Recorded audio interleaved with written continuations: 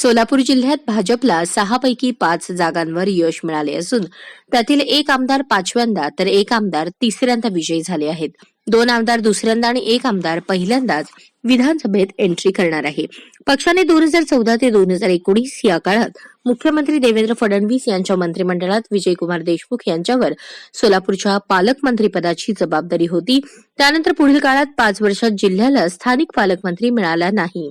आता पुन्हा भाजपचाच मुख्यमंत्री होणार असल्याने सोलापूरचा पालकमंत्री ज्येष्ठ आमदार होईल की नव्या दमाला संधी दिली जाणार याची सर्वांनाच उत्सुकता लागली आहे. सोलापूर शहर उत्तरचे आमदार विजयकुमार देशमुख यांनी सलग 5व्यांदा हा मतदारसंघ ताब्यात ठेवला आहे. सुभाष देशमुख यांनीही दक्षिण सोलापुरातून विजयाची हॅट्रिक साधली आहे. दोघेही आमदार आणि 3 आमदारांना सिनियर आहेत. त्यांचे आपापल्या मतदारसंघात चांगले काम आहे. दोघेही 2014च्या मंत्रिमंडळात मंत्री राहिले आहेत. त्यामुळे सोलापूर व माढा या दोन्ही लोकसभा मतदारसंघाचे खासदार हे त्यावेळी भाजपचे होते. अक्कलकोटचे आमदार सचिन कल्याण शेट्टी यांनीही सलग दुसऱ्यांदा काँग्रेसचे माजी मंत्री सिद्धाराम म्हेत्रे यांना पराभूत करून अक्कलकोटला भाजपचा बालेकिल्ला बनवले आहे. पंढरपूर मंगळवेढ्यातही समाधान औताडे यांनी पोटनिवडणुकीनंतर आता विधानसभेच्या निवडणुकीत विजय मिळवला आहे. त्यांच्या मागे परिचारक यांची खंबीर साथ आहे.